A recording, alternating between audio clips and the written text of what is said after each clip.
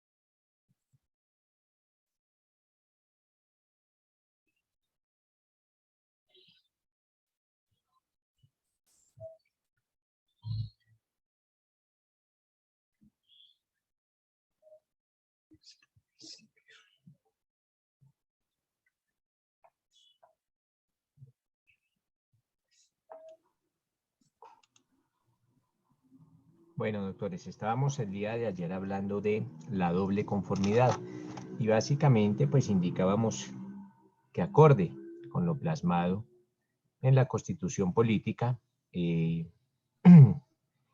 todo procesado tiene el derecho, ojo, el derecho de apelar su sentencia condenatoria y que esa sentencia condenatoria básicamente se puede proferir en primera o en segunda instancia y hasta eventualmente en ejercicio del recurso extraordinario de casación. Hasta allá se puede proferir una primera condena.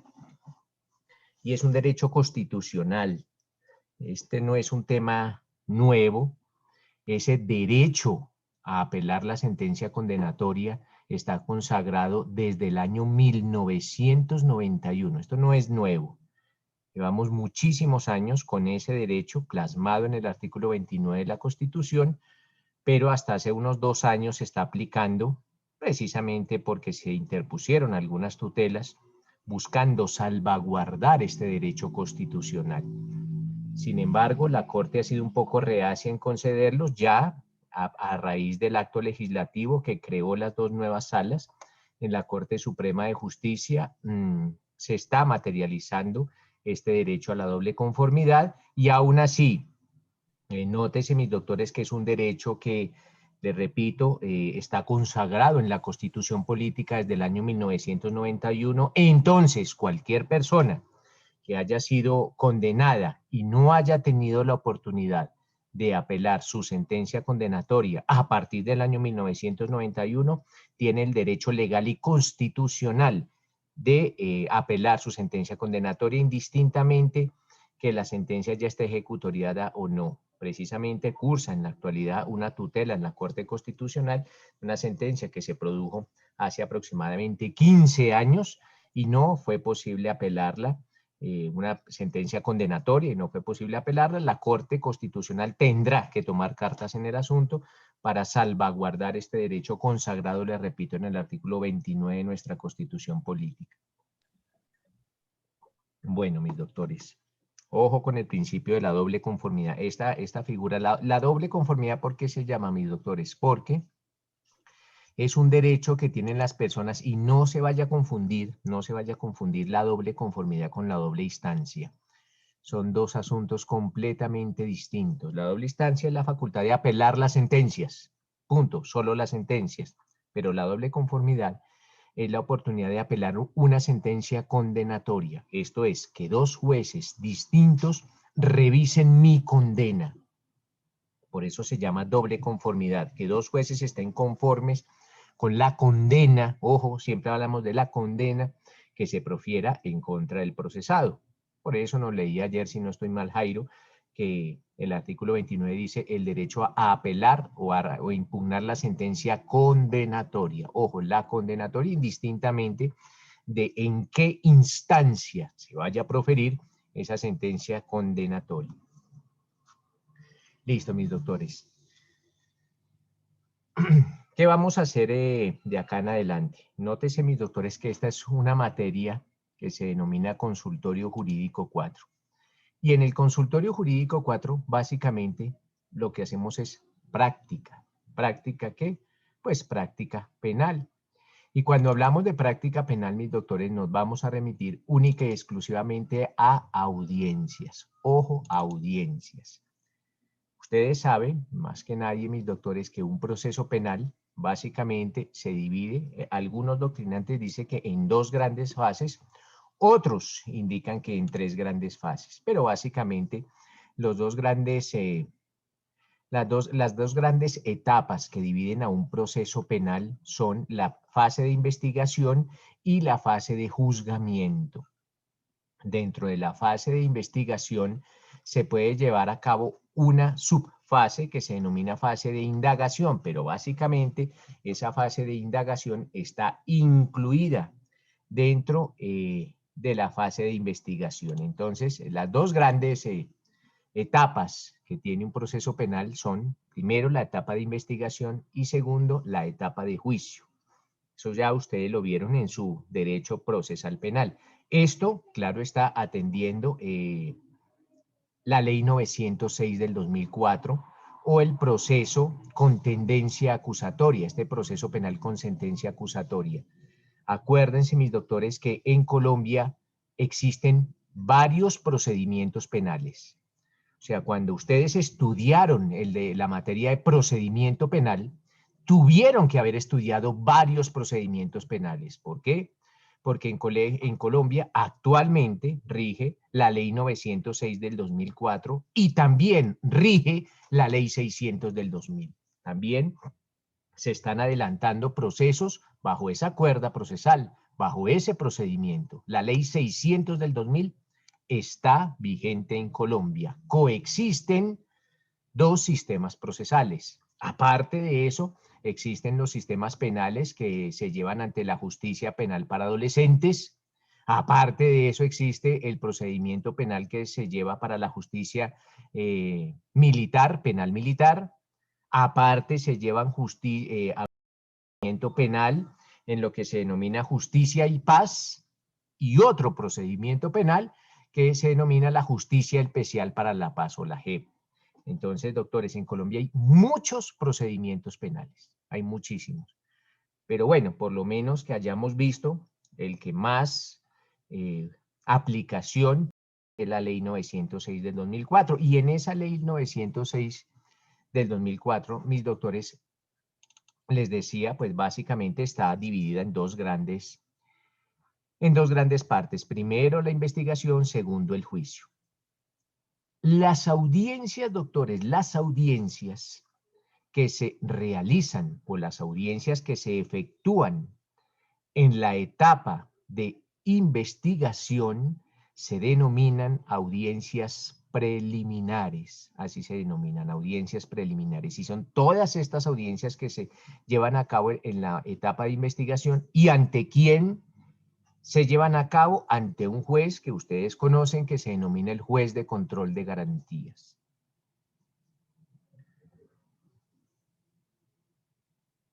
Un proceso penal, doctores, puede iniciar, ojo, ¿cómo inicia un proceso penal? Un proceso penal inicia, ya sea por lo que ustedes se conocieron como la captura en flagrancia, esto es, la persona es sorprendida cuando comete un delito y capturada. También puede iniciarse un proceso porque alguna persona coloca una denuncia penal. En derecho penal no hablamos de demandas, las demandas son para los civilistas, para nosotros los penalistas son denuncias penales. O el perjudicado por un delito interpone una querella o eventualmente el proceso inicia de oficio. Cuando se presenta una captura, ojo, cuando se presenta la captura de una persona, esta captura puede obedecer a dos circunstancias. La primera, pudo haber pasado que esta persona haya sido sorprendida en flagrancia cometiendo un delito. Primera forma de capturar a una persona. Y la segunda, que la persona fue capturada, ¿por qué? Porque sobre esta persona pesaba una orden de captura. Esto es, esta persona tenía una orden de captura en su contra.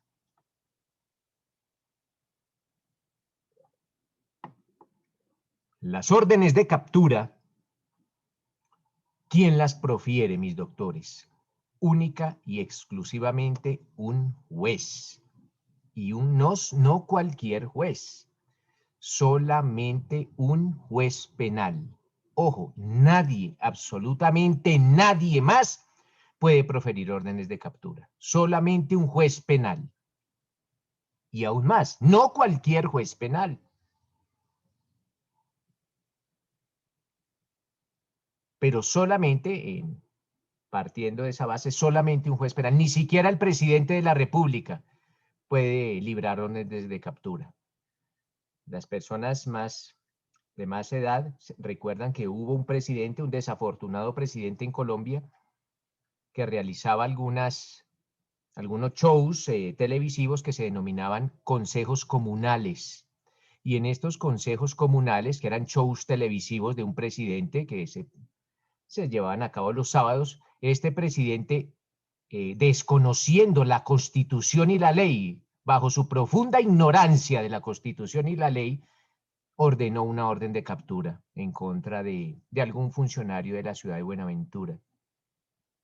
Notaba que ese presidente nunca pasó por la universidad, o si pasó, nunca estudió. Porque la única autoridad que puede librar órdenes de captura, mis doctores, son los jueces penales. Ni siquiera los presidentes de la República pueden hacerlo. Pero no solamente eso, doctores. Un juez penal puede librar una orden de captura, pero siempre y cuando, ojo, siempre y cuando esa orden de captura sea solicitada por un fiscal. Esto es, la fiscalía debe solicitar la orden de captura ante un juez penal que se denomina juez penal con función de control de garantías. Entonces, para que nazca, una de las formas en que nace una orden de captura es esa. El fiscal se dirige a donde el juez de control de garantías y le solicita, ojo, le solicita que se profiera una orden de captura.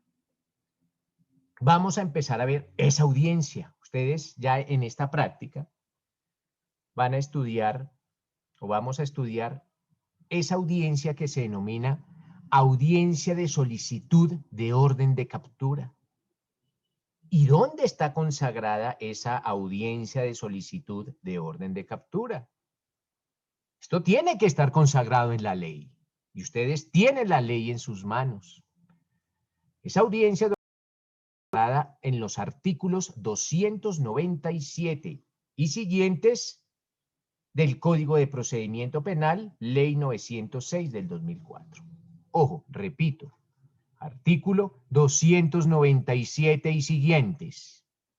Alguien, por favor, si tienen algún código de procedimiento penal, Ley 906 del 2004, ya un momento. Yo lo tengo en la mano. Vale, pero un momento. Entonces, alguien que por favor lo lea. Dígame, Zulay. Mira, dice, capítulo segundo, captura. Artículo 297, requisitos generales. Para la captura se requerirá orden escrita proferida por un juez de control de garantías. Ahí es donde, ahí un momento. ¿Sí ven, Zulay? ¿Sí ven todos? Orden de un juez, de nadie más. Solamente un juez puede interponer orden de captura. ¿Qué dice más adelante, Zulay? Con las formalidades legales y por motivos razonablemente fundados, de acuerdo con el artículo 221, para inferir que aquel contra quien se pide librarla es autor o partícipe del delito que se investiga, según petición hecha por el respectivo fiscal. Capturada la persona, serán puesta a disposición de un juez de control de garantías en el plazo máximo de 36 horas para que efectúe la audiencia de control de legalidad ordene la cancelación de la orden de captura y disponga lo pertinente con relación al aprehendido. Parágrafo. Salvo los casos de captura en flagrancia o de la captura excepcional dispuesta por la Fiscalía General de la Nación, con arreglo a lo establecido en este código, el indiciado, imputado o acusado no podrá ser privado de su libertad ni restringido en ella sin previa orden emanada del juez de control de garantías. Gracias. Sí, señor. Entonces, doctores, la materialización de ese artículo que nos acaba de leer Zulay se da mediante una audiencia. Y es una audiencia reservada. Es una audiencia a la que solo asiste el fiscal y el juez. Absurdo sería que citaran al procesado para informarle que le van a librar una orden de captura en su contra. Sería absurdo. O citar al defensor para decirle, mire, señor defensor, vamos a librar una orden de captura en contra de su prohijado. No, sería más que absurdo. No se cumplirían los fines de la justicia si citáramos al procesado para informarle que le vamos a librar una orden de captura en su contra. No, es una audiencia a la que solo asiste el fiscal, el juez y eventualmente el agente del Ministerio Público.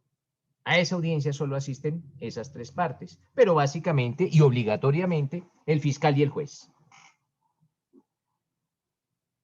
Esa audiencia, les repito, se realiza ante un juez de control de garantías. ¿Qué pasa en esa audiencia? ¿Qué sucede en esta audiencia? Y se los digo porque ustedes no han asistido a ninguna audiencia de solicitud de orden de captura. No pueden hacerlo, así quieran. No pueden hacerlo porque, les repito, tendrían que ser o jueces o fiscales. No más. A esa audiencia no entra el público. No entra el público. Hay algunas que sí son públicas y puede entrar cualquier persona y mirarlas. Pero esas audiencias, a esta audiencia de solicitud de orden de captura, no, ustedes nunca han entrado porque son reservadas. Pero sí necesitan saber qué pasa en una audiencia. ¿Qué pasa en una audiencia de estas? Inicialmente, doctores, el juez, una vez están instaladas las partes, una vez arriban al despacho judicial, fiscalía y juez, el juez siempre está ahí cuando llega a la fiscalía, es una audiencia programada, es una audiencia que ha sido solicitada previamente por el fiscal correspondiente, el fiscal acude al juzgado. Una vez se instala la diligencia, una vez se instala la audiencia, el juez enuncia el objeto de la audiencia. ¿En qué términos? Pues en los términos solicitados por el fiscal. Tiene que verificar la presencia del fiscal. Segundo, el juez ilustra al fiscal. E ilustrar al fiscal es, el juez le dice al fiscal, señor fiscal, su intervención debe de ser concreta, su intervención debe de ser clara, puntual, sin argumentos repetitivos. Y usted debe dirigirse a mí, a nadie más. A mí es que se va a dirigir usted, señor juez, señor fiscal.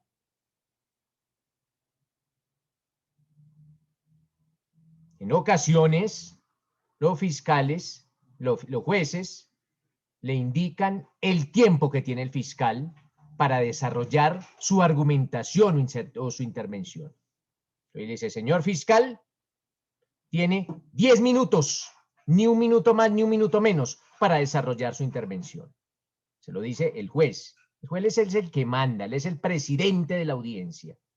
Y no hacerle caso a un juez, doctores, es un delito. Se denomina fraude a resolución judicial. Las personas que acostumbran tomarle del pelo a los jueces. De resolución judicial y es un delito castigado con pena de cárcel. Entonces el juez, ustedes miran en Estados Unidos, los jueces son bastante enérgicos, precisamente para que haya orden en la audiencia. Algunos jueces aquí también tienen esa bonita costumbre.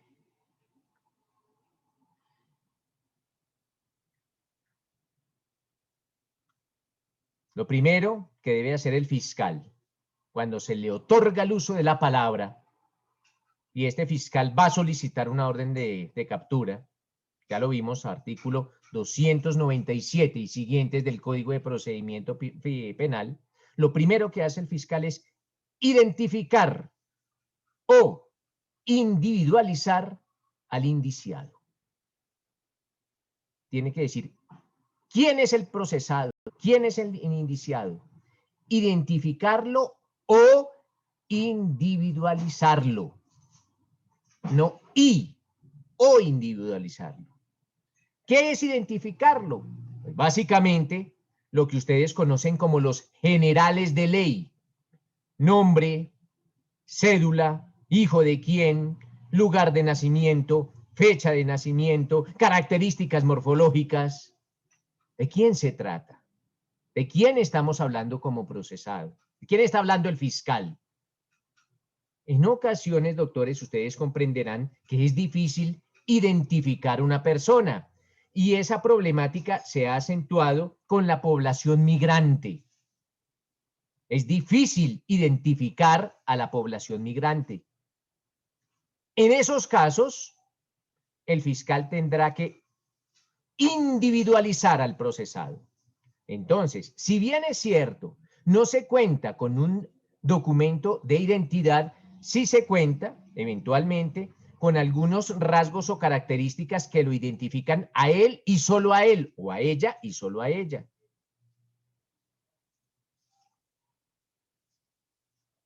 Por eso les digo que el fiscal debe identificar o individualizar al indiciado.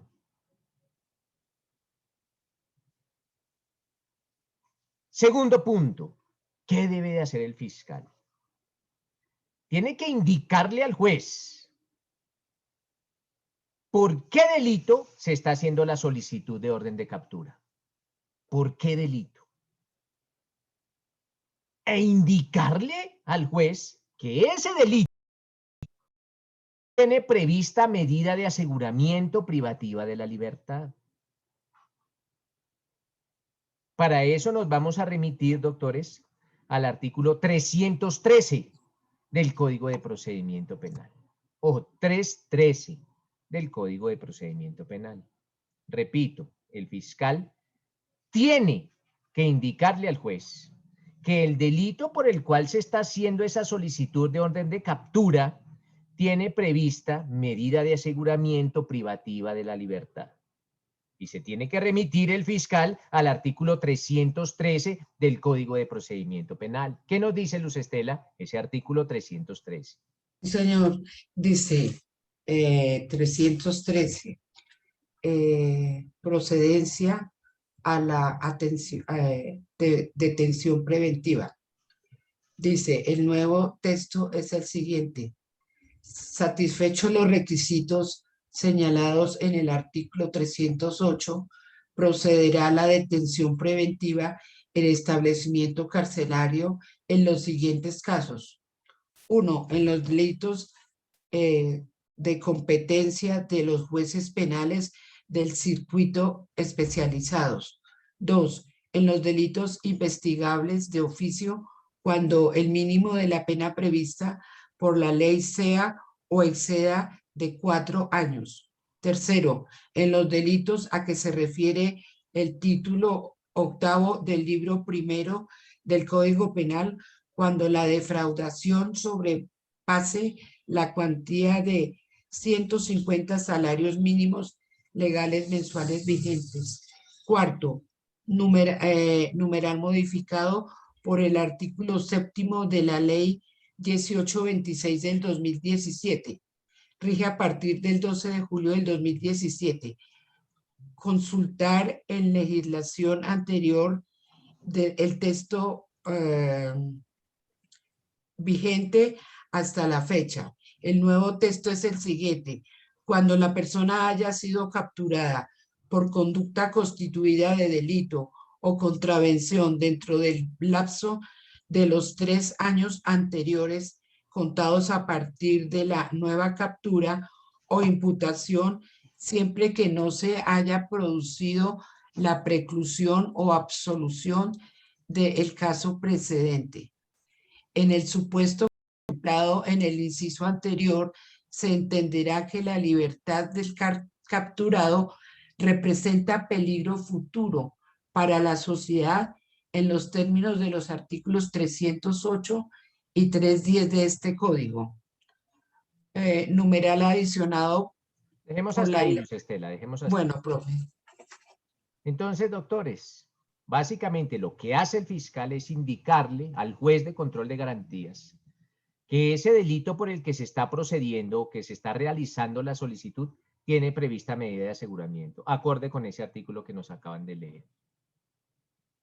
Una vez lo ha hecho el fiscal, procede a indicarle el fiscal al juez o acreditarle, le tiene que acreditar la existencia del delito, lo que se denominaba, y les había dicho anteriormente, los hechos jurídicamente relevantes.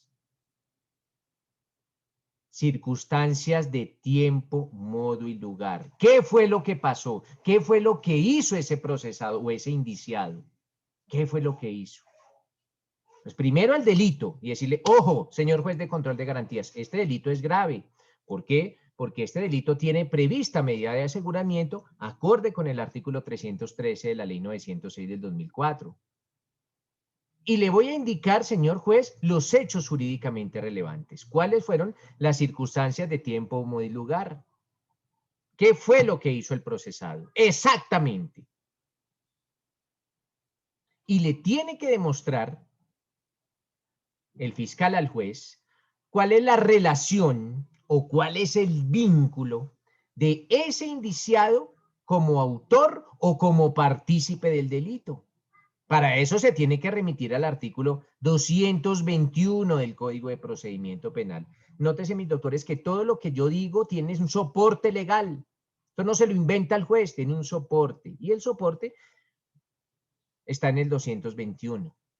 Básicamente le tiene que indicar el fiscal al juez si esta persona, por qué esta persona es autora o por qué esta persona es partícipe del delito. ¿Qué dice el 221? Luz Estela, que lo está leyendo. Sí, señor, el artículo 221 dice, respaldo probatorio para los motivos fundados. Los motivos fundados de que trata el artículo anterior deberán ser respaldados, al menos en informe de policía judicial, declaración jurada de testigo o informante, o en elementos materiales probatorios y evidencia física que establezcan con verosimilitud la vinculación del bien por registrar con el delito investigado. Entonces, miren, lo que básicamente le dice el fiscal es, señor juez de control de garantías, aquí yo tengo unas pruebas, yo he realizado una investigación y con base en estos elementos materiales probatorios, con base en esta evidencia física o en esta información legalmente obtenida, puedo determinar o puedo inferir que esta persona o es autora o en otros casos es partícipe de ese delito que tiene medida de aseguramiento. A renglón seguido, el fiscal le tiene que sustentar al juez por qué esa medida, esa orden de captura es proporcional. ¿Por qué es proporcional imponer una medida, una orden de captura? Y esto es indicarle al juez, esto es un discurso, esto es una carga argumentativa. Tiene que el fiscal convencer al juez que esa orden de captura es idónea, que es necesaria y que es proporcional.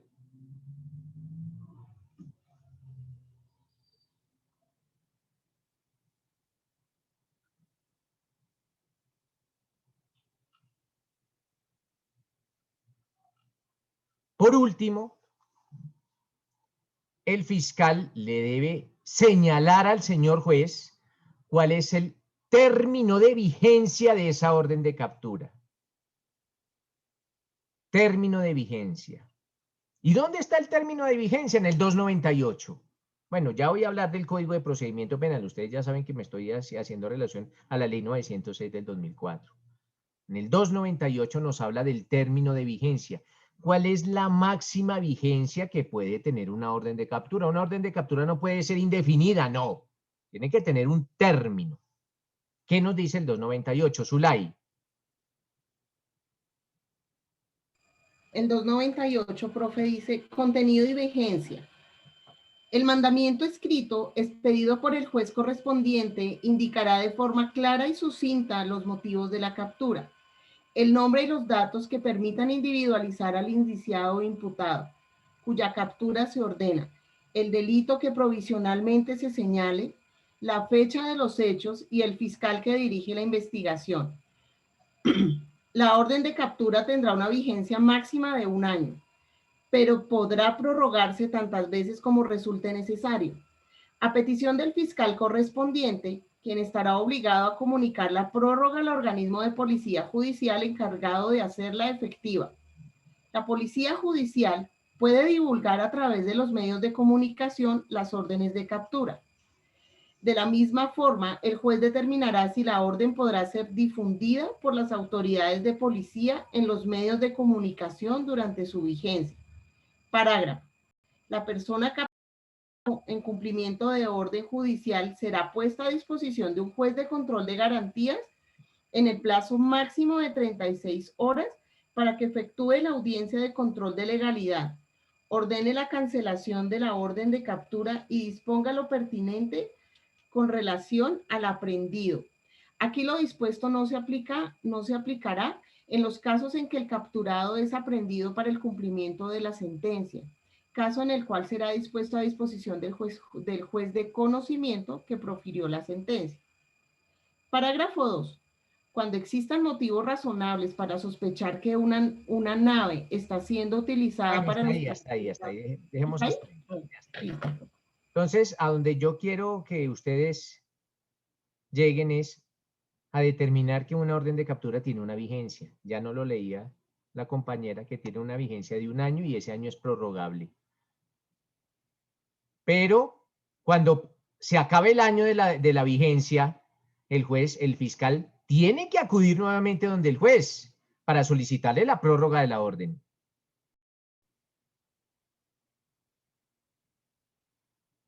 Tengan muy en cuenta eso, doctores. Tiene que existir esa prórroga. La prórroga no es automática, no. Pero bueno, una vez el fiscal ha realizado esa argumentación, una vez el fiscal le ha echado ese cuento al juez de control de garantías, entonces el juez lo escucha. El juez escucha atentamente al fiscal y toma una decisión. Básicamente, ¿qué hace el juez en su decisión judicial? El juez decreta la procedencia de la orden de captura o decreta la improcedencia de la orden de captura. Si el fiscal no cumplió con su labor, el juez le dice, le decreto improcedente su orden de captura, señor fiscal. No realizó la carga argumentativa en legal y debida forma. Hasta luego, señor fiscal. No le decreto su orden de captura. No me convenció.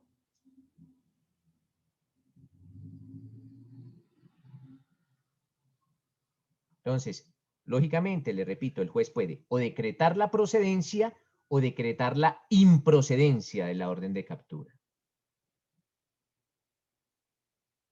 En caso tal que el juez de control de garantías decrete la procedencia de la orden de captura, tiene que indicar cuál es la vigencia. Y ordenarle a su secretario o a su secretaria que emita la orden. El juez da órdenes, entonces el juez dice, por intermedio de la secretaría de este juzgado, se procederá a emitir inmediatamente la orden de captura. Esto es de inmediato. Entonces el secretario o la secretaria están prestos con el proceso en la... Se libra la orden de captura.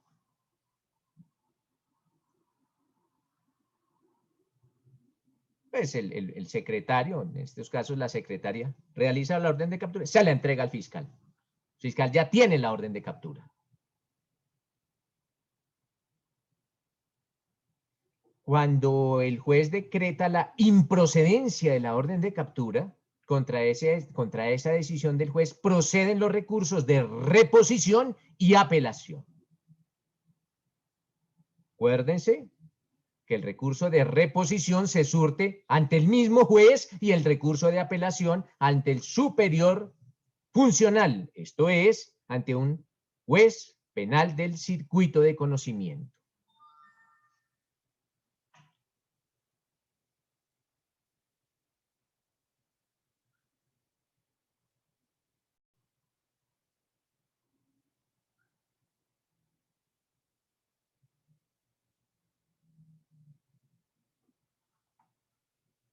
Esto es bueno que lo tengan en cuenta, mis doctores, como ¿esto lo habían visto? ¿Habían visto las audiencias y qué pasa en cada una de sus audiencias, doctores?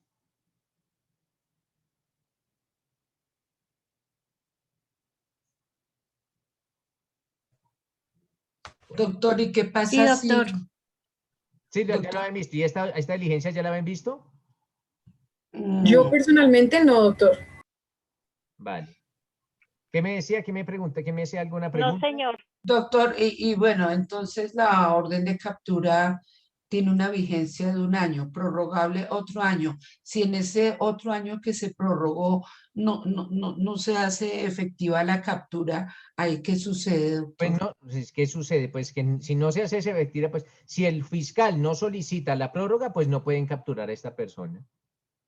Pero si el fiscal solicita la prórroga, acuérdense lo que dijo Zulay, cuantas veces sea necesario podrá ser prorrogada. Mm, ujú. Entonces el fiscal tiene que estar pilas que efectivamente se logre materializar o no se logre materializar esa orden de captura. Y si no se logra materializar y la orden de captura ya pierde su vigencia, inmediatamente tendrá que acudir nuevamente donde un juez de control de garantías para solicitarle la prórroga de la orden de captura. Y esto es importante tenerlo en cuenta porque ustedes como defensores siempre cuando les capturen a un procesado, tienen por orden de captura, lo primero que tienen que ver es si la orden de captura estaba vigente o no. Porque si no está vigente la orden de captura, la captura. Y ustedes ganan ese proceso, pues por lo menos ya ganan de inicio porque van a decretar la ilegalidad de esa captura y esa persona va a quedar libre. Esos 20 o 25 milloncitos de pesos que cobraron por esa audiencia lo van a ganar fácil. ¿Por qué? Porque se percataron que la orden de captura no estaba vigente.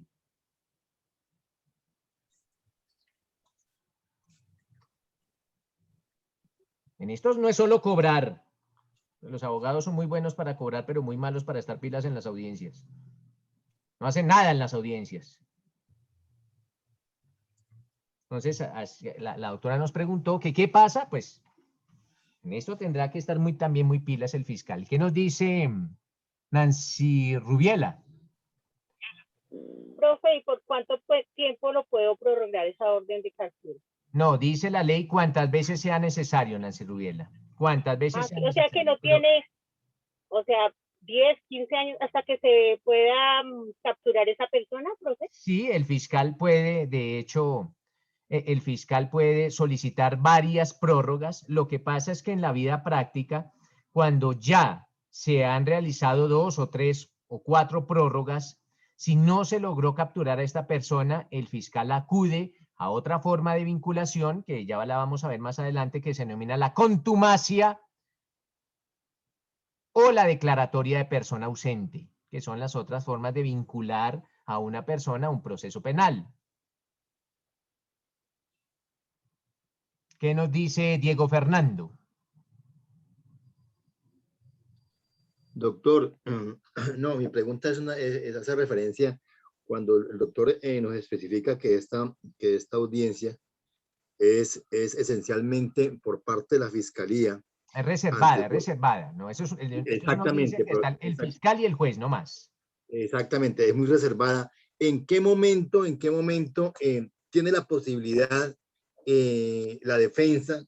Porque según dice aquí, tiene esta orden de captura procede el recurso de reposición y apelación. Pero ¿en qué momento Contra la entonces? orden de captura no procede ningún recurso, es contra la decisión del juez. Contra la decisión del juez. Contra una orden no procede ningún recurso, pero contra la decisión. Y la decisión del juez puede decir, o emito la orden de captura o no la emito. Contra esa decisión sí procede el recurso de apelación, de reposición y apelación. Ya, doctor, muchas gracias. ¿Quién es la única parte que puede ejercer el recurso? Pues es el fiscal. Nadie más, porque es una audiencia a la que solo asiste el fiscal y el juez. Nadie más. Y lógicamente, pues cuando interpone el recurso el fiscal, pues cuando no se libra la orden de captura. Cuando el juez dice, señor fiscal, usted aquí vino fue a echarme un discurso distinto y no el discurso legal, el que les acabo de decir. No cumplió con la carga argumentativa. Señor fiscal, no le decreto su orden de captura. Él podrá o reponer o apelar esa decisión. Ok, doctor, gracias. Vale.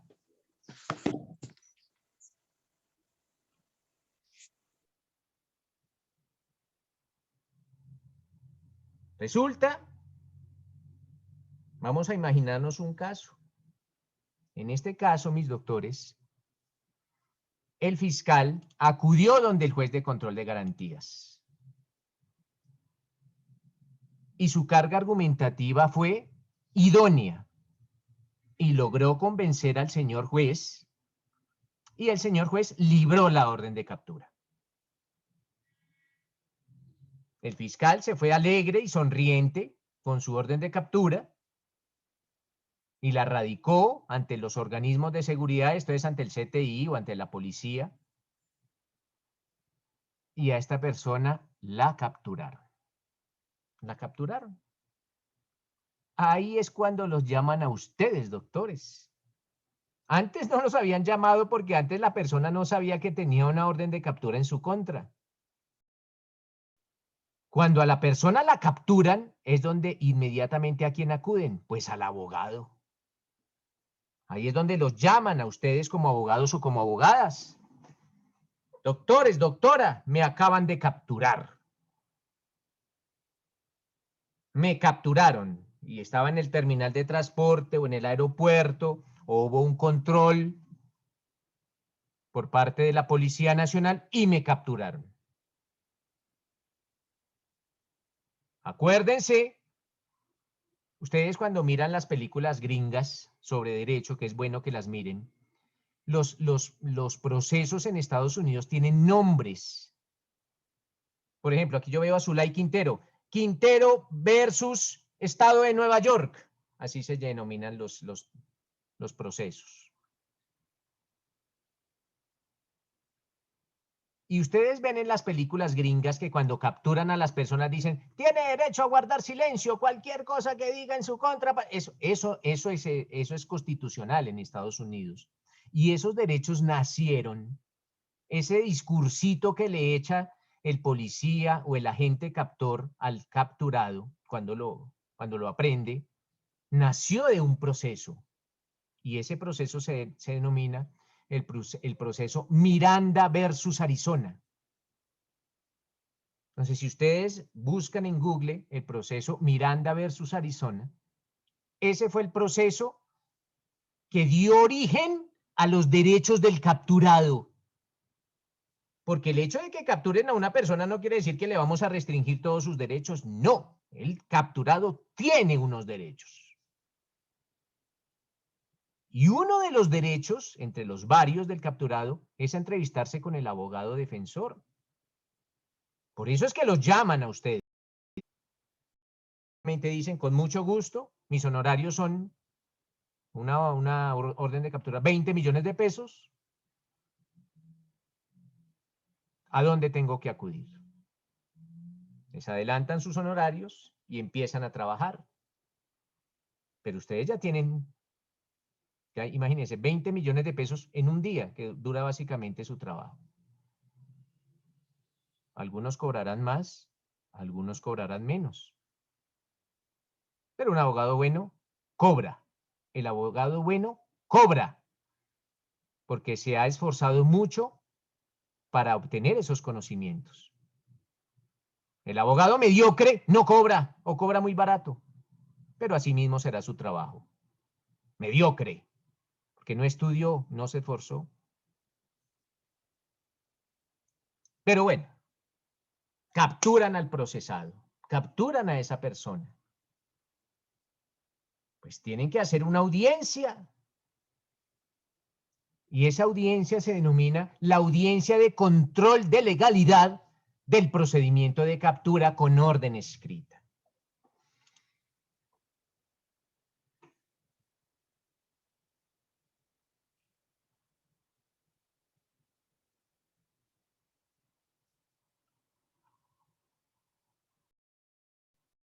A esa diligencia ya tiene que asistir el abogado defensor.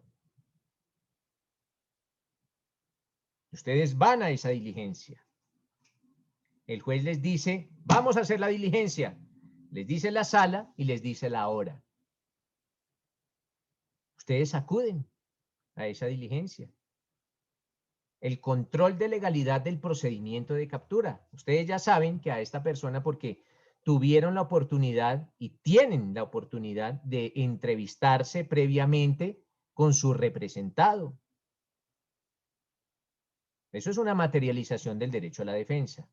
Entonces, antes de la diligencia, deben entrevistarse con su representado, que les indique cuáles fueron las circunstancias de tiempo, modo y lugar como se presentó la captura. Cómo lo capturaron, cuándo lo capturaron, en dónde lo capturaron. Todo eso tienen que ustedes tenerlo en cuenta con base en lo que les dice su procesado, el representado, el defendido. Y llegan a la audiencia. Y esto se los digo a manera personal. Cada juez, ustedes saben que pues cada juez, cada persona es un mundo completamente distinto. Pero en mi caso, cuando yo fui juez de control de garantías, vayan bien vestidos a la audiencia. Que no los confundan con el capturado. En ocasiones va mejor vestido el capturado que el abogado o la abogada. Vayan bien vestidos. Todo entra por los ojos, doctores. Todo entra por los ojos. Y aparte de su preparación profesional, la pulcritud y la elegancia distinguen a un abogado o a una abogada.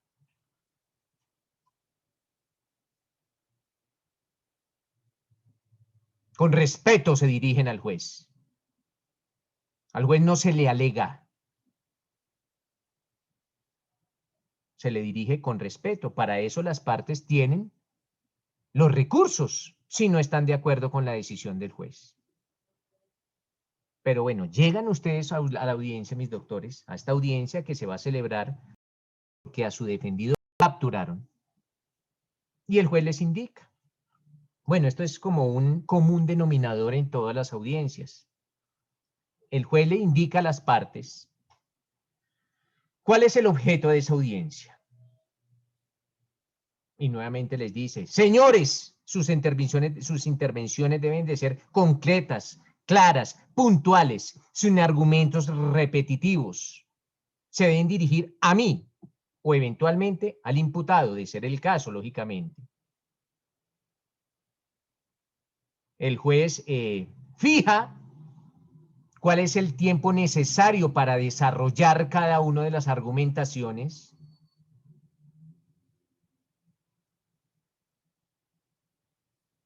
Puede pasar también, y estas son cositas que uno aprende en la vida práctica, que sean varias las personas capturadas. No fue uno el capturado, sino son 2 o 3 o 4 capturados. Entonces, en esos casos, llegan los 4 capturados con 4 defensores. Entonces les digo, señores defensores, cuando ustedes se vayan a dirigir a mí, solo tienen que hablar de su representado, no de los otros. Hablen del que ustedes están representando, no de los otros. Cada uno con su representado. Entonces ya los defensores saben cómo es que se va a desarrollar, tanto los defensores como el fiscal saben cómo se va a desarrollar la audiencia.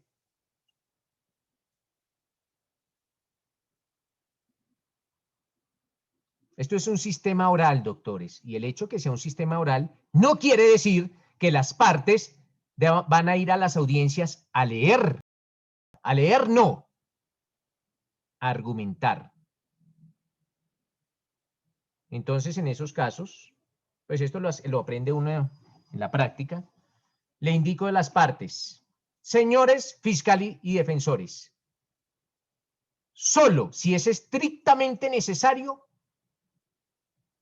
me van a leer documentos. De lo contrario, no me leen documentos. O si no, entréguenme los documentos y yo los leo. Pero a veces los abogados y los fiscales ni siquiera saben leer. Es una carga argumentativa, no es una audiencia de lectura, no. Me van a argumentar. Y aquí la carga la tiene ¿quién? El fiscal. Entonces, señor fiscal, le concedo el uso de la palabra. Tiene 10 minutos.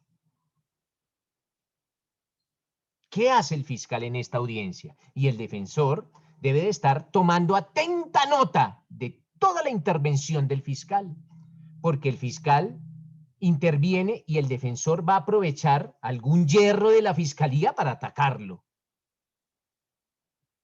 Eso tiene que estar pendiente el defensor. Estar atento de qué es lo que va a indicarle el fiscal al juez, para ver si eventualmente cumple con toda la carga argumentativa que tiene que realizar el fiscal. Entonces, le repito, el juez le concede el uso de la palabra al fiscal.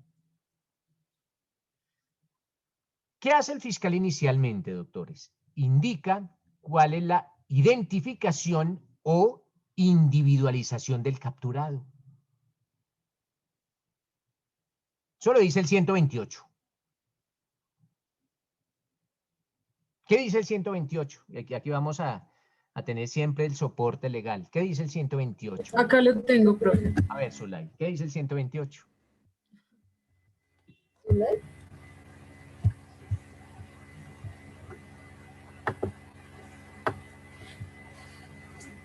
Alejandra, fue la que te pidió la palabra, Zulay, profe, Zulay, si quiere. pues estoy escuchando a Zulay. Bueno, identificación o individualización. La Fiscalía General de la Nación estará obligada a verificar la correcta identificación o individualización del imputado a fin de prevenir errores judiciales. En los eventos en que el capturado no presente documento de identidad, la Policía Judicial tomará el registro de cada dactilar y verificará la identidad con documentos obtenidos en la Registraduría Nacional del Estado Civil y sus delegadas, de manera directa o a través de la consulta de técnicos o tecnológicos de los que se disponga o tengan acceso. En caso de no lograrse la verificación de la identidad, la Policía Judicial que realizó la confrontación remitirá el registro de cada dactilar de manera inmediata a la Registraduría Nacional del Estado Civil a efectos de que expida copia de la fotocédula en un tiempo no superior a 24 horas. En caso de no aparecer la persona en los archivos de la Registraduría Nacional del Estado Civil, esta autoridad lo registrará de manera excepcional y por única vez con el nombre que se identificó inicialmente y procederá a asignarle un cupo numérico, sin tener que agotar los procedimientos regulados en el decreto 1260 de 1970 o demás normas que lo modifiquen o complementen. Concluido Bueno, está ahí, Zulay, está ahí, gracias. la Registraduría Nacional del Estado Civil informará Está ahí, los Zulay, resultados está al ahí, solicitante. Zulay, hasta ahí, gracias. Sí, señor. Entonces, eso es lo que hace inicialmente el fiscal, mis doctores. Le indica al juez de control de garantías. Todas estas audiencias se realizan ante el juez de control de garantías. ¿Cuál es la identificación o la individualización de ese proceso, de ese capturado? Ya estamos hablando del capturado. Disculpen un momento, doctores.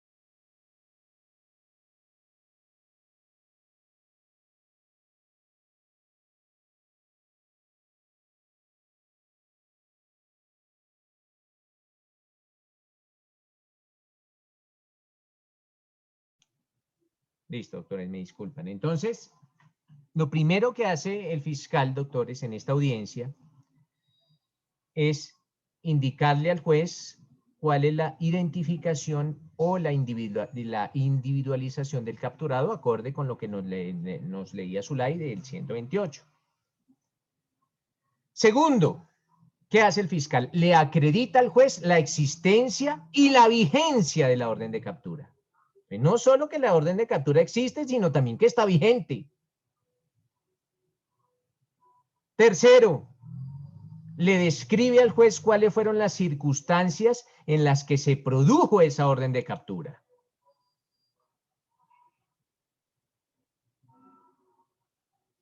Cuarto, el fiscal le justifica lo que se denomina la línea del tiempo. La línea del tiempo. Y esa línea del tiempo está consagrada en el parágrafo del artículo 298. No en todo el artículo 298, sino en su parágrafo.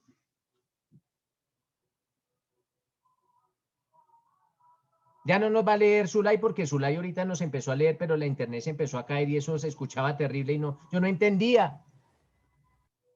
Alguien que no sea Zulay y la doctora, la otra compañera que nos estaba colaborando con la lectura. Profe, si quiere yo le ayudo. Alejandra. Bueno, Alejandra, entonces te escucho. 298, pero, ojo, en su parágrafo. ¿Qué nos dice el parágrafo? Listo, entonces, el parágrafo del artículo 298. Sí. ¿Qué dice? Permítame un momento. Tiene dos parágrafos. 298, entonces, dice, parágrafo. La persona capturada en cumplimiento de orden judicial será puesta a disposición de un juez de control de garantías en el plazo máximo de 36 horas para que efectúe la audiencia de control de legalidad. Esa es la línea de tiempo. Gracias, Alejandra. ¿Cuánto es el término máximo? 36 horas. 36 horas ¿para qué, Alejandra? Para que efectúe la audiencia de control de legalidad. Ah, bueno, gracias. Miren, esa es la línea de tiempo. Entonces, una vez la persona ha sido capturada, la audiencia se tiene que realizar antes de las 36. Si se realiza después, la captura es ilegal y tienen que dejar en libertad. Tienen que dejar en libertad a esa persona.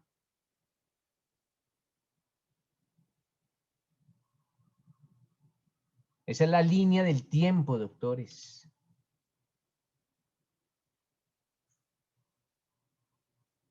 Y eso lo tiene que justificar el fiscal al juez. También, como quinto punto,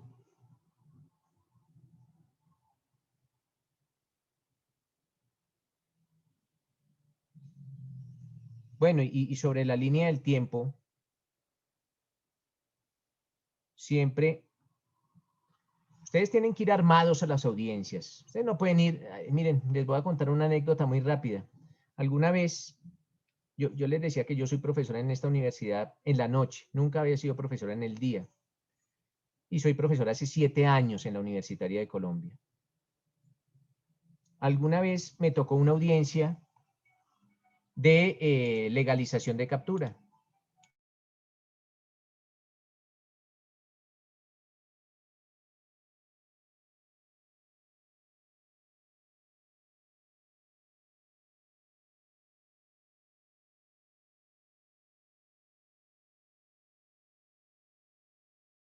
Les decía que alguna vez me tocó una audiencia de legalización de captura y me tocó desafortunadamente, o le tocó desafortunadamente a un alumno mío, a un ex alumno mío, que ya era abogado.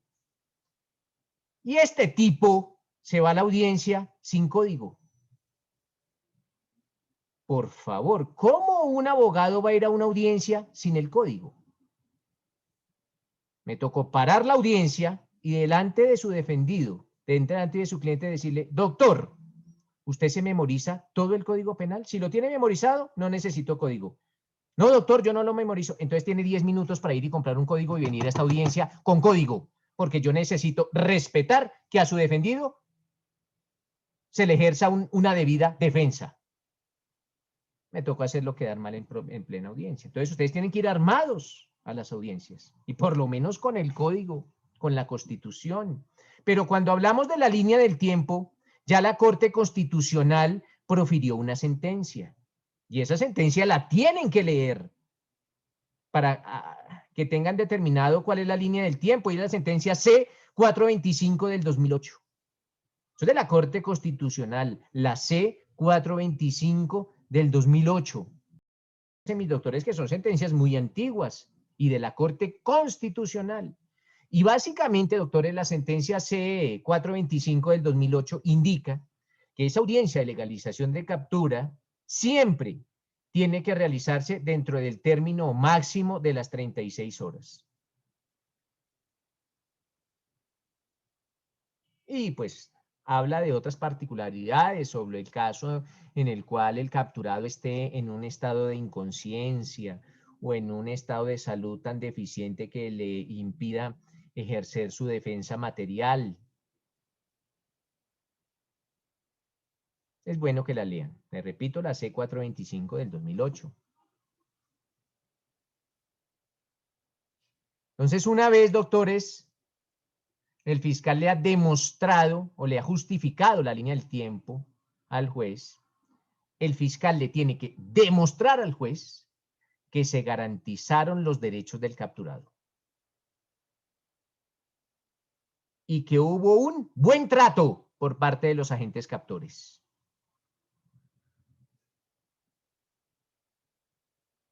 ¿Y esto en dónde está consagrado? Les repito, todo tiene su soporte legal. Eso está consagrado en el 303. ¿Qué dice el 303? Los escucho.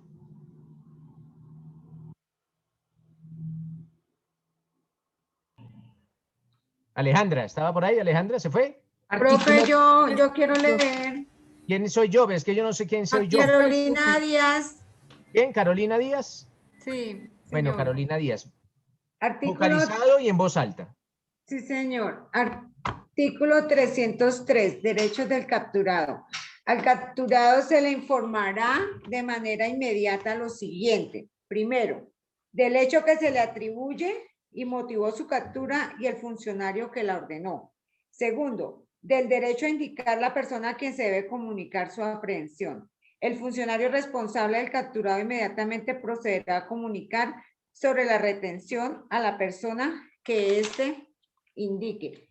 Tercero, del derecho que tiene a guardar silencio, que las manifestaciones que haga podrán ser usadas en su contra y que no está obligado a declarar en contra de su cónyuge, compañero permanente. ¿De su qué? Su cónyuge. Cónyuge, cónyuge. Sí, cónyuge. Ajá. Perdón. Compañero permanente o pariente dentro del cuarto grado de consanguinidad o civil o segundo de afinidad. Cuarto, del derecho que tiene a designar y entrevistarse con un abogado de confianza en el menor tiempo posible. De no poder hacerlo, el Sistema Nacional de Defensoría Pública proveerá su defensa.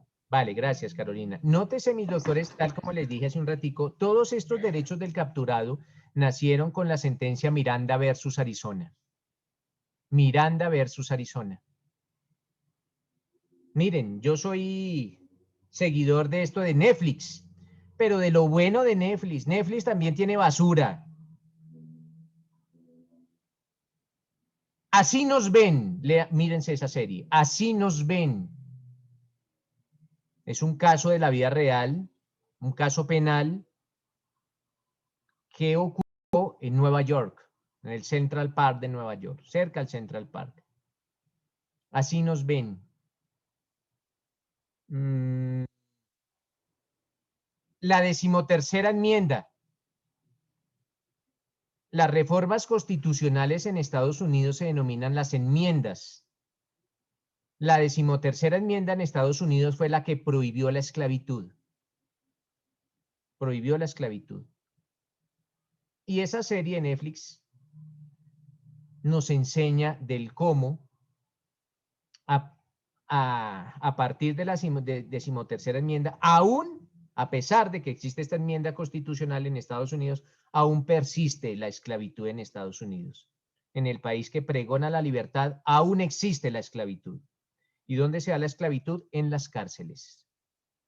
En las cárceles de Estados Unidos hay esclavitud. Y pues es una serie muy bonita con respecto a eso. Pero bueno, después hablamos de ese chisme jurídico. ¿Qué nos habla? Aquí veo que Jonathan tiene la mano levantada. Lo escucho, Jonathan.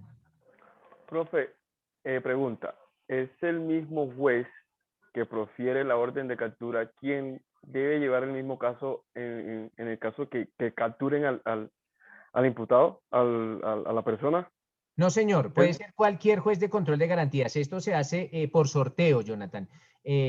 Radica en la audiencia y el sistema aleatoriamente indica cuál juez de control de garantías es el que va a realizar la audiencia. Ok, gracias. Vale. Entonces, allá están los derechos del capturado, el que nos acaban de leer la compañera en el artículo 303. Y el fiscal le tiene que demostrar al señor juez que se garantizaron esos derechos del capturado y que hubo un buen trato. Una vez se ha escuchado al fiscal, el juez le concede el uso de la palabra al defensor. ¿Para qué? Pues para que el defensor indique si se opone o no se opone a ese procedimiento de captura. Y si no se va a oponer, ¿cuáles son las razones legales y constitucionales que los llevan a oponerse? Pudo haber pasado que se irrespetó la línea del tiempo, que se irrespetaron los derechos del capturado, que la orden de captura no era vigente, que no existía la orden de captura, que la persona no fue, el capturado no fue debidamente identificado o individualizado, que no se describieron por parte del fiscal las circunstancias en las que se produjo la captura. Tiene que indicar el defensor del por qué, lógicamente con relación a la carga argumentativa que realizó el fiscal. Lo que no puede hacer el defensor es decir que se opone a la captura porque su cliente es inocente. Yo le digo, señor defensor, eso aléguelo en juicio. Aquí estamos hablando es de la captura, no más, señor defensor. Ubíquese, ubíquese, señor defensor. Estamos en una audiencia de captura, no en una audiencia de juicio.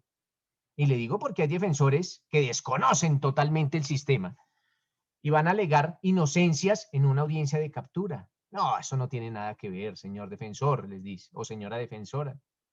La inocencia se alega en los juicios. Aquí esto es una audiencia única y exclusivamente para impartir legalidad a un procedimiento, al cual al de captura. Y una captura que se efectuó, ¿por qué? Porque sobre esa persona pesaba una orden. Por eso hablamos de la vigencia y de que existiera la orden y que la orden estuviese vigente. Entonces ahí, les repito, pues se le concede el uso de la palabra pues al defensor. Y una vez se han escuchado tanto las argumentaciones de la fiscalía como las argumentaciones del defensor, pues el juez decide. Y la decisión del juez, pues básicamente es una argumentación legal y una argumentación constitucional sobre la legalidad o ilegalidad del procedimiento de captura. Si la captura se legaliza, pues se ordena, el juez ordena la cancelación de la orden. ¿Por qué? Porque ya quedó capturada la persona. Entonces, no puede una persona capturada tener una orden de captura vigente, ¿no? Cancelo la orden. Entonces, ordeno cancelar la orden de captura. ¿Por qué? Porque la captura fue legal. Eso lo dice el 298 también.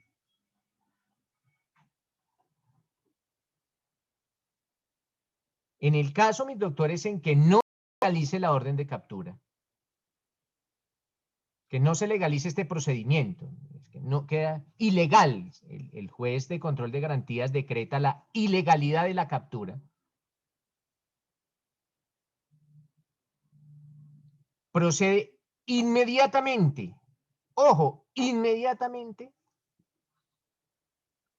a ordenar la libertad de la persona capturada y a cancelar la orden.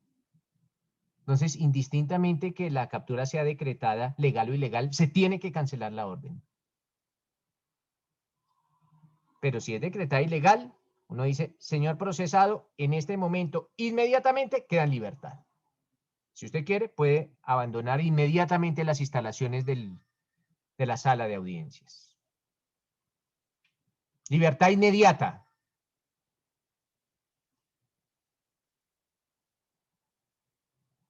E indica que sobre esa decisión procede el recurso de reposición y apelación. Y en caso tal que alguna de las partes, llámese defensa o llámese fiscalía, vayan a interponer el recurso, pues lo sustentarán inmediatamente. Esto es de sustentarlo inmediatamente. No que, doctor, deme 2 horas, doctor, deme un día. Inmediatamente.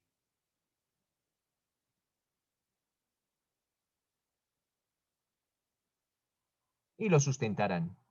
Si es reposición, pues el juez tomará la decisión inmediatamente. Y si es apelación, remitirá las diligencias a su superior funcional, como lo es el juez penal del circuito de conocimiento. Indistintamente de que se vayan a interponer los recursos o no, de que se hayan interpuesto los recursos, la persona queda en libertad.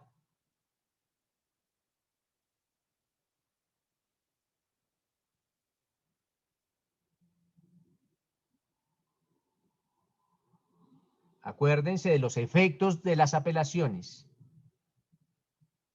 Y el efecto de este recurso de apelación se denomina efecto devolutivo. Esto es que se cumple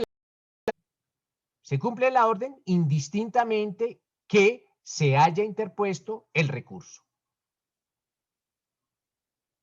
Entonces, en un caso hipotético, que el juez de control de garantías indica que decreta ilegal el procedimiento de captura y ordena la libertad inmediata del capturado, pues la fiscalía podrá apelar. Pero indistintamente que la fiscalía apele o no apele, la persona queda en libertad.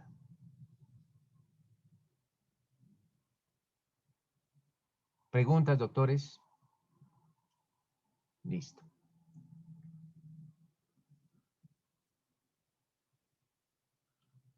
Nótese que ya hemos visto 2 audiencias. La primera, la audiencia en la cual la fiscalía solicita la orden de captura ante el juez y una vez se ha materializado esa captura con orden, pues esa audiencia para la legalidad del procedimiento de captura.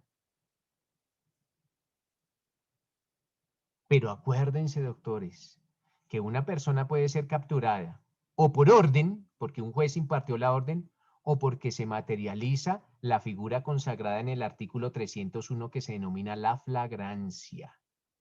Acuérdense de la flagrancia.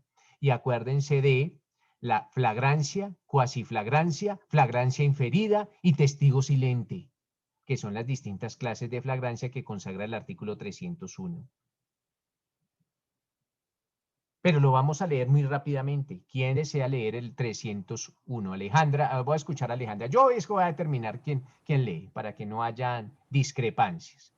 Listo, profe. Entonces, Alejandra artículo Castellanos, 301. Entonces, ¿qué nos va a leer Alejandra? Nos va a leer cuando se presenta la flagrancia. Flagrancia. Y en esto, antes de que prosiga Alejandra, en esto el defensor tiene que estar muy al tanto. ¿Por qué? Porque puede pasar, doctores, que la fiscalía le indique al juez que la persona fue capturada en flagrancia. Entonces, si la fiscalía le indica al juez que esa persona fue capturada en flagrancia, pues el defensor tendrá que estar muy al tanto por si efectivamente hay flagrancia o no. Entonces, tiene que tener en sus manos y estudiado y superanalizado el 301, porque el 301 es el que le indica al intérprete jurídico cuándo se presenta una flagrancia. Ahora sí, Alejandra. Bueno, entonces, dice artículo 301, flagrancia. Se entiende que hay flagrancia cuando, primero, la persona es sorprendida y aprehendida durante la comisión del delito. Espéreme, Segundo, porque eso no es tan rápido. Eso no es así como tan rápido. Primero, esa es la primera clase de flagrancia. Persona sorprendida y aprehendida cuando está cometiendo el delito. Miren, lo que nosotros llamamos, lo cogieron con las manos en la masa. Estaba cometiendo el delito, lo sorprendieron y lo capturaron o lo aprehendieron. Esa figura se denomina la flagrancia pura y simple. Esa es la primera forma de flagrancia. Ahora la segunda, Alejandra.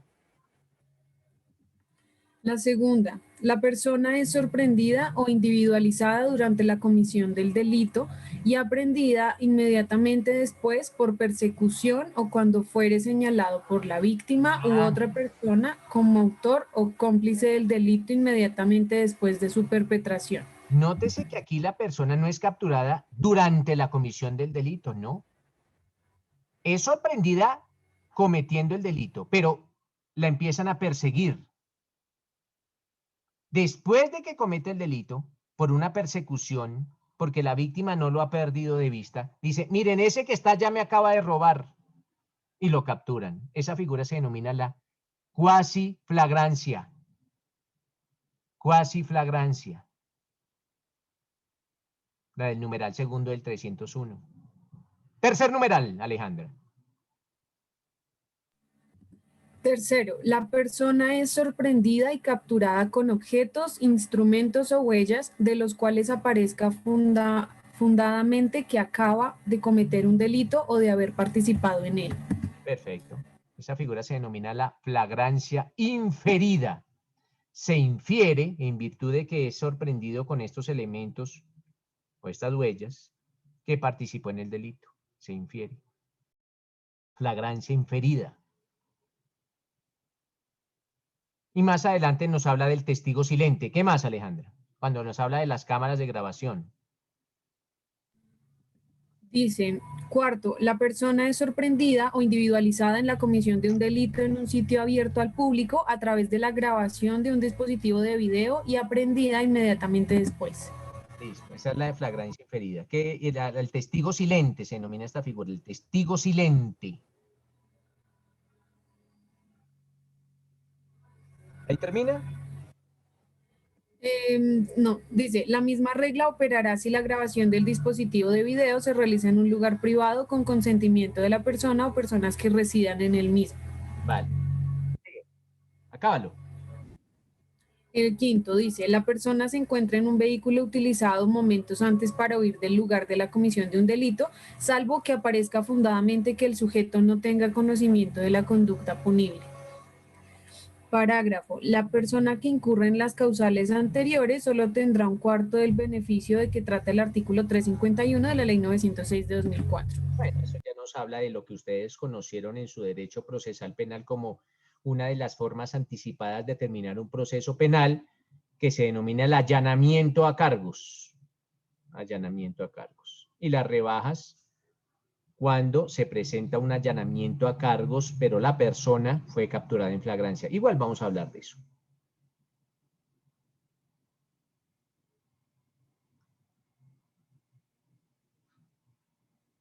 Entonces, doctores,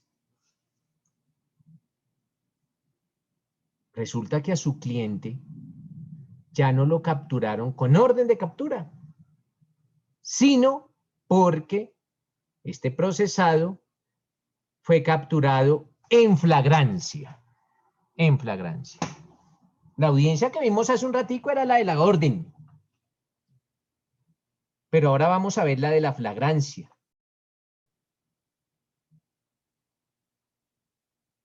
Es parecida, pero no igual.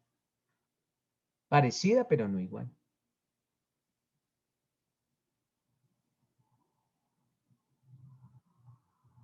Y es bueno mirar las audiencias, doctores, porque a veces, yo no sé, de pronto ustedes ya tienen esos conocimientos y si los tienen me los dicen y nos saltamos a otro tema.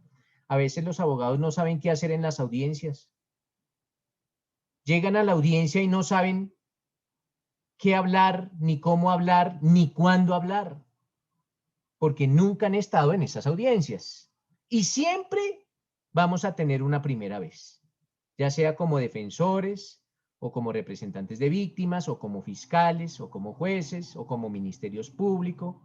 Siempre vamos a tener una primera vez. Y es bueno saber por lo menos qué va a pasar en esa audiencia. Y cuándo tengo el derecho de hablar. Y qué es lo que tengo que hablar. Porque no es hablar cualquier cosa.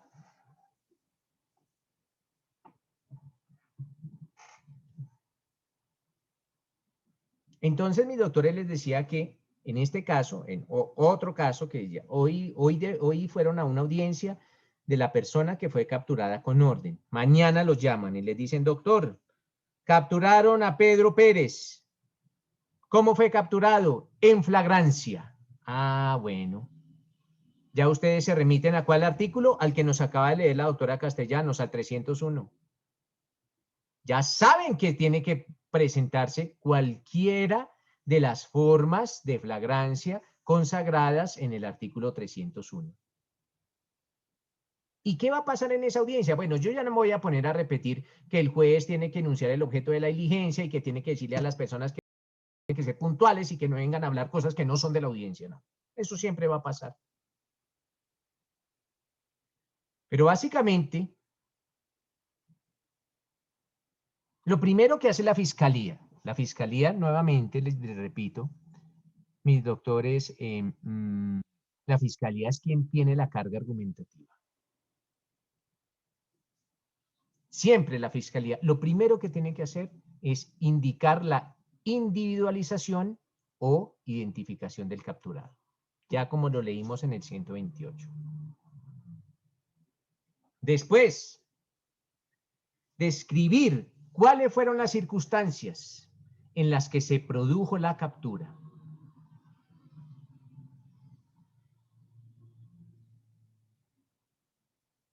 Como tercer punto, acreditarle al juez la situación de flagrancia. ¿Por qué hay flagrancia?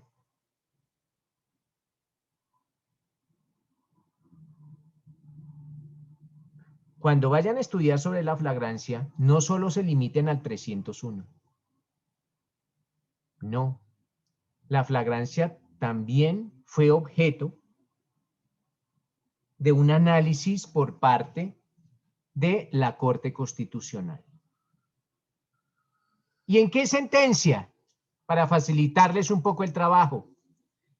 En la sentencia C-239 del 2012. En esa C-239 del 2012, la Corte Constitucional realizó un análisis sobre la flagrancia. Y es bueno que la lean. ¿Por qué? Porque eventualmente el fiscal podrá indicar que hay flagrancia, pero no la hay. Y si no hay flagrancia, la persona no la tenía por qué capturar y la captura es ilegal y su cliente queda en libertad. Pues imagínense cómo arrancan ustedes una defensa si de inicio lograron la libertad de su defendido. Inician con pie derecho. Pero imagínense cómo iniciaría su defensa si habiendo una captura ilegal, ustedes no dijeron nada. Porque si es legal, pues ¿qué podemos hacer? El defensor también tiene que ser leal con su contraparte. El defensor no es una persona que alega así no tenga la razón, no. Si el defensor observa que todos y cada uno de los requisitos de la captura se presentaron, pues el defensor en un gesto de lealtad dice, la captura es legal.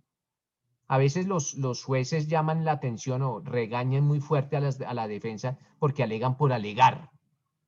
Y esto no es de alegar por alegar, no. Esto es alegar con fundamento legal y constitucional. Y si la defensa observa que el trabajo realizado por parte de los agentes que realizaron la aprehensión o la captura y de la fiscalía es correcto, pues solo le queda decir si es correcto.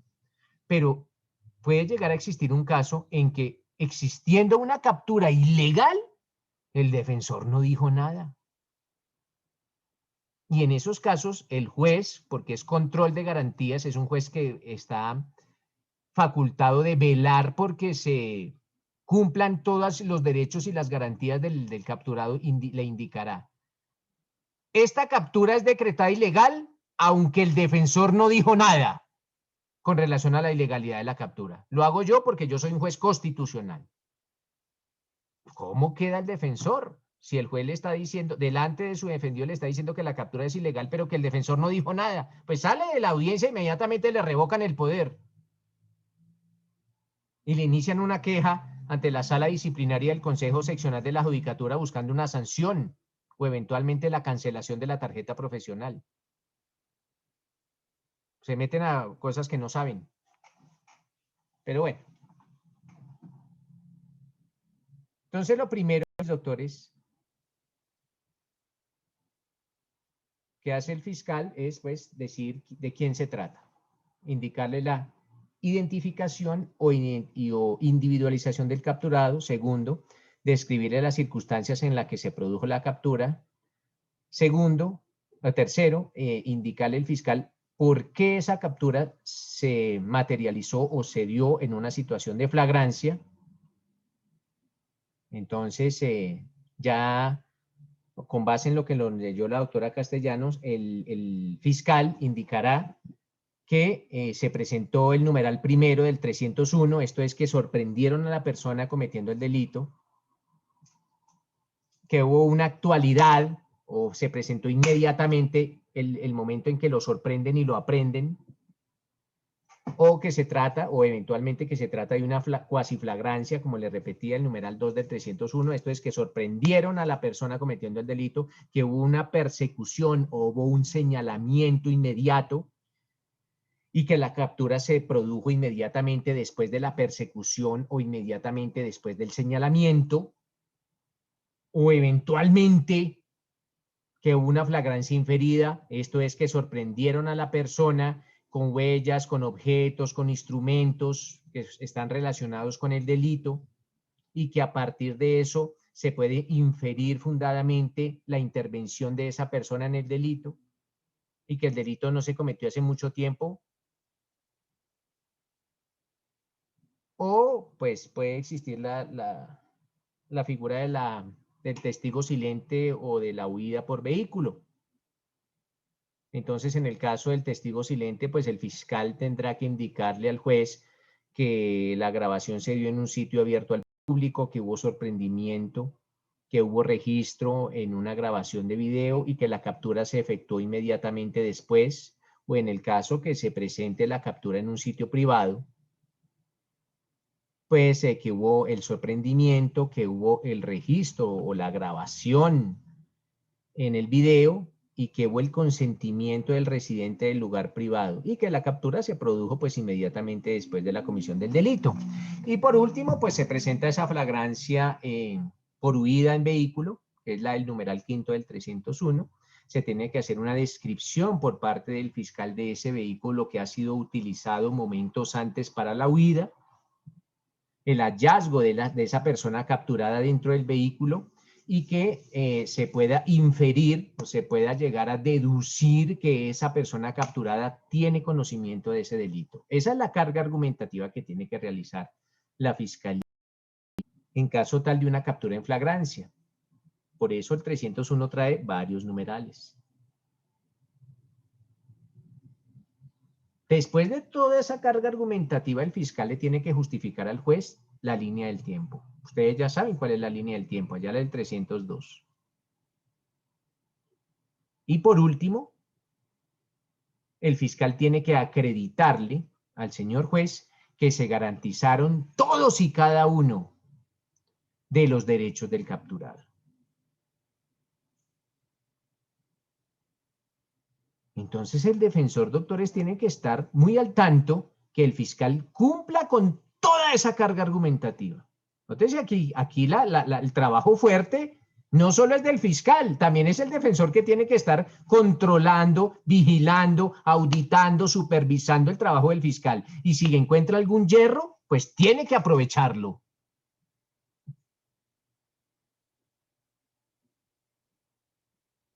Bueno, una vez escuché a toda la argumentación o la carga argumentativa del fiscal, pues se le concede el uso de la palabra a la contraparte. Y la contraparte pues indicará lo que a bien tenga sobre el procedimiento de captura. Y una vez se han escuchado a las partes o a los intervinientes, porque en ocasiones también acude el Ministerio Público y el Ministerio Público no es una parte, sino es un interviniente, pero también se le escucha, pues el juez emite su decisión. Y básicamente le repetía, con base en también en la audiencia pasada,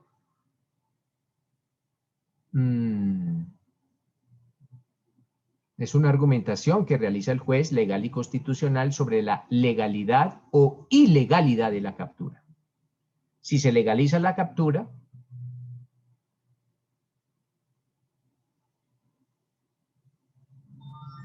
entonces, contra esa decisión, bueno, igual, si la captura se decreta ilegal, pues inmediatamente libertad. Es ilegal, pero si la captura es legal, pues se procederá a la audiencia, se decretará la legalidad del procedimiento de captura, pero indistintamente que la captura se decrete legal o ilegal, se tiene que anunciar por parte del juez la procedencia de los recursos de reposición o apelación, o los dos.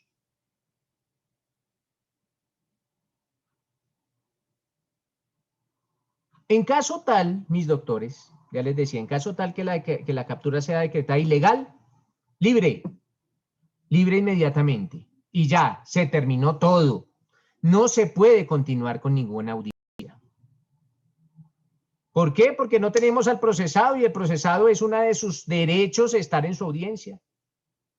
Él se va, se acabó la audiencia, se le acabó el trabajo al fiscal y al defensor. ¿El proceso podrá continuar? Sí, pero ya partiendo de que se decretó la ilegalidad de una captura. El hecho de que se decrete la ilegalidad de la captura no quiere decir que el proceso muera, no. El proceso podrá seguir su curso. Simple y llanamente se decretó la ilegalidad de un procedimiento. ¿Cuál es el procedimiento de captura? Pero podrá seguir la investigación.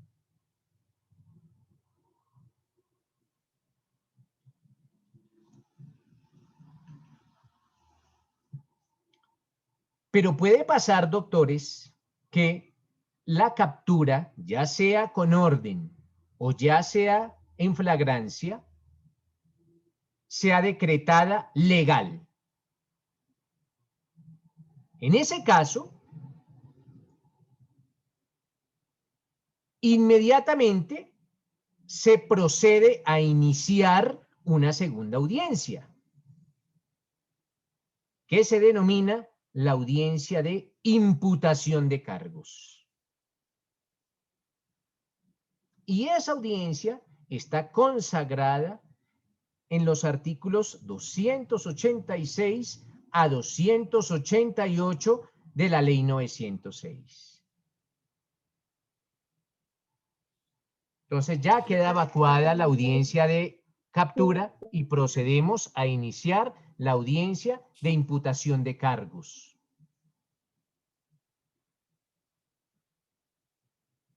Que como les repito, pues está consagrada del 286 al 288 de la Ley 906.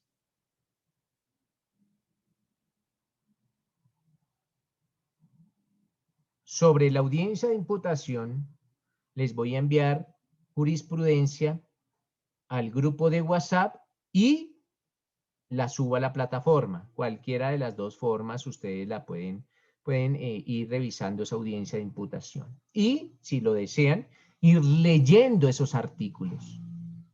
Y mañana vamos a ver cuál es la dinámica de una audiencia de imputación. ¿Qué pasa en una audiencia? Muchos de ustedes ya han estado en audiencias de imputación de cargos en ejercicio de su consultorio jurídico. Otros no. Pero indistintamente que hayan o no hayan estado o en audiencia de imputaciones o en audiencias de legalización de captura. Pero hayan o no hayan estado, pues vamos a mirar cómo es que las partes deben obrar en una audiencia de imputación. No como les tocó, sino como deben hacerlo. Doctores, me asalta una duda.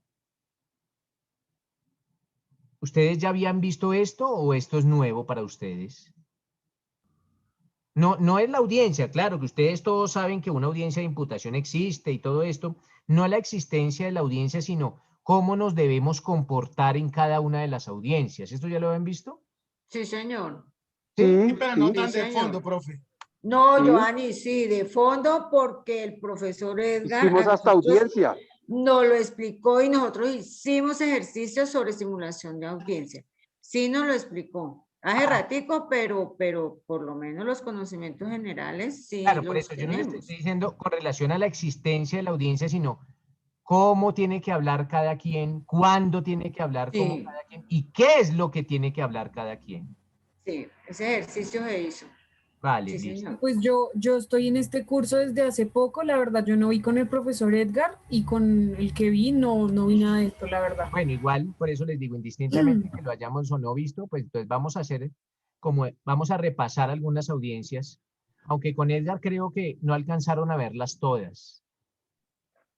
¿Por qué? Porque eso no se puede hacer, así uno quiera. Por ejemplo, una audiencia un ejemplo, una audiencia preliminar de solicitud de entrega de vehículo. Esa audiencia no.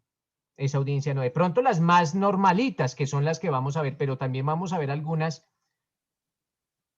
digamos, algunas audiencias raras. Y ojalá el tiempo nos dé para llegar a las audiencias de juicio. Porque, sobre todo, la audiencia de la preparatoria y la audiencia de juicio oral son fundamentales. ¿Para qué? Para llegar a repasar las técnicas de interrogatorio y las técnicas de contrainterrogatorio. Esas sí nos hicieron falta. Claro, y son Esas sí no las vimos. imagínense, son las audiencias del juicio y cómo se interroga o cómo se contrainterroga o a quién se lleva el juicio, no. Entonces, durante esta semana y el viernes hacemos una pequeña audiencia y la audiencia es con todas las de la ley. Tan de la ley va a ser que hasta el juez va a tener su toga puesta. No va a ser un juego, va a ser con toga puesta y todo. Y hacemos una pequeña, esto va a ser práctica. Y aparte miren de los ejercicios que hicimos el viernes, que tenemos que estar pilas de qué puede pasar en un caso, no solo es determinar qué hierros se pueden presentar en un caso, sino hacérselo ver al juez. Se lo tengo que hacer ver al juez si eventualmente se cometiese algún error por parte de alguna de los sujetos que intervienen, ¿no? Miren, yo tuve una audiencia álgida en el cual el SMAT, la Policía Judicial, captura a algunos estudiantes de la Universidad Pedagógica Nacional en la 72 con 11. Capturan a unas chicas y a estas chicas las desnudan. En el momento del procedimiento de captura, las chicas las desnudan de la mitad hacia arriba y las pisan. Eso realizó el SMAT. Con relación a eran mujeres y eran estudiantes. Primero estudiantes y segundo eran damas. Y eso que realizó la policía. La policía, cuando procede a capturar a ciudadanos, tiene que diligenciar unos formatos. Tiene que llenar unos documentos, que básicamente son como algunas actas de las capturas realizadas en situación de flagrancia. Y en esas capturas, todos los capturados y los testigos indicaban que eso había pasado. Ellos miraron, de hecho filmaron cómo habían pisoteado a estas personas capturadas, a estas damas. Y básicamente, pues lo que existió ahí fue que no se acreditó por parte de la fiscalía o la defensa logró acreditar que no se garantizaron los derechos de los capturados. Acuérdense que uno de los derechos del capturado es el buen trato. Y si no hay buen trato, pues no se garantizan los derechos del capturado. Y la captura fue decretada ilegal. ¿Pero por qué? Porque el defensor llevó las pruebas que efectivamente indicaron que a estas personas capturadas no se les garantizó el buen trato. Entonces, siempre como defensores, ojo, tengamos muy en cuenta de no solo argumentar, esto es, no solo de echar el discurso, pues, que se violaron los derechos, no, tenemos que tener pruebas, pruebas que efectivamente, ya sea los derechos o el buen trato, fueron vulnerados. Y exponerle las pruebas al señor juez de control de garantías para que el señor juez de control de garantías tenga un soporte para decretar eventualmente la ilegalidad de la captura. Mañana continuaremos, doctores, con la audiencia de imputación y toda su dinámica. Y preguntas todas las que tengan. ¿Listo, mis doctores? Gracias, profe. Gracias, profe. Gracias, doctor. Muchas gracias. Gracias, doctor. Gracias, Feliz. profe. Muchas gracias, doctor. Vale, un feliz resto de día y nos vemos mañana. Gracias, doctor. Buen día. Gracias. Profe, una preguntita. ¿Es posible tener una copia de ese caso de la actuación del No, ESMAD? Hemer, no, porque esta audiencia ocurrió hace como unos 8 años. Entonces yo ya ni siquiera me acuerdo del radicado. Esto no fue reciente, eso fue hace mucho tiempo. Pero voy a ver si puedo. ¿Listo, Hemer? Bueno, profe, gracias. Vale. Sí me interesa. Muchas gracias, doctor. Muy amable. Listo. Gracias. Buenas tardes, compañeros. Gracias, Buenas tardes, profesor. Muchas gracias.